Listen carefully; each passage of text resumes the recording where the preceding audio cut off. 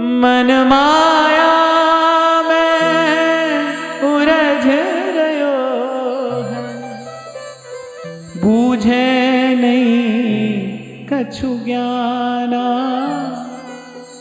पर भाई हम कितना भी चिल्ला चिल्ला कर कह ले, सत्य जीवन का सत्य क्या है? मन माया में फंद रहो और बिसर्यो गोविंद नाम।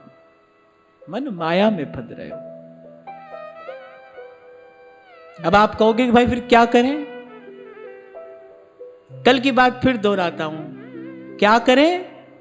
तो शांडिल्य अपने भक्ति सूत्र में कहते हैं, बोले भाई जब तक भूस एक और नहीं हो जाता और धान एक और नहीं हो जाता तब तक उसको कूटते रहो, तब तक मन पर चोट होती रहे।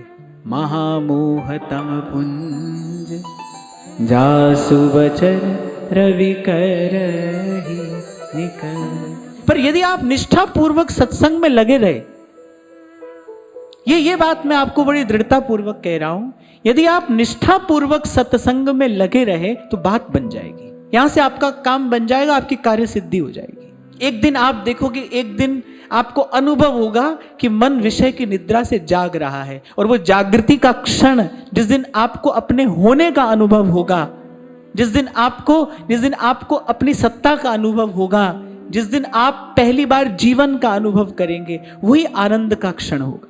सत्संग की कृपा से एक दिन सोया मन जागेगा, मन को धीरे धीरे चेत आता है। मेरे पास जब लोग दीक्षा निवेदन पत्र लिखकर भेजते हैं ना, तो हम उनसे पूछते हैं भाई आपके पूर्व का आध्यात्मिक जीवन कैसा है, आप क्या करते हैं, क्या करते आए अब तक। तो एक बात मन को बहुत प्रसन्न करती है कि बहुत से लोग जब उसमें ये कहकर भेजते हैं कि सुनते सुनते जीवन में गुरु की और प्रभु की आवश्यकता अनुभव होने लगी। सुनते सुनते लगा कि नहीं भाई जीवन में गुरु होना चाहिए। सुनते सुनते ये लगने लगा कि नहीं भाई जीवन इसी के लिए नहीं मिला है। सुनते सुनते ये अनुभव हुआ कि नहीं भाई जीवन का लक्ष्य कुछ और है। तो वहां से अपने अपने मन में विश्वास और सुदृढ़ होता है कि भाई ऐसे ही संतों ने नहीं कहा हरि सो लाग रहो मेरे भाई, तेरी बनत बनत बन जाई, तेरी बनत बनत बन जाई, हरि सो लाग रहो मेरे भाई। सबसे पहले तो इसको मानना पड़ेगा भाई मन कहाँ है? मन माया में फंद रहे हो। मन माया में उलझ रयो है, बूझे नहीं कछु ज्ञाना। कहाँ आत्मदेव को वो परम हितैषी जो संत थे उनकी बात कहाँ समझ में आई? कहाँ समझ में आई? नहीं समझ में आई। बोले महाराज जो आप हमको बता रहे हो ये सब तो किताबों में हमने बहुत पढ़ा है, इसके तो हम पंडित हैं, बचपन से हम यही पढ़ते आ रहे हैं। बोले हमारे पेट में दर्द है, आप हमें सिर दर्द की बात बता रहे हो।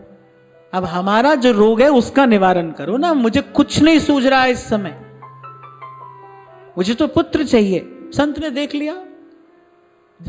लिया भाई इसकी इस समय स्थिति कहां है? मन माया में फंद रहे हो। बोले फंसा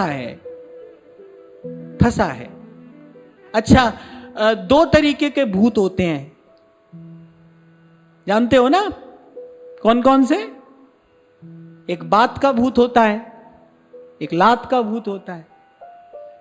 बात समझ में ना आए तो फिर लात है, समझ तो आ ही जाता है, एक ना एक दिन सबको आ जाता है, सबको आ जाता है। बात से नहीं समझ में आता है तो लात से समझ में आता है। संत की बात समझ में नहीं आई तो आत्मदेव को लात समझ में आई, फिर लात से समझे तो कह रहे बूझे नहीं कछु ज्ञाना।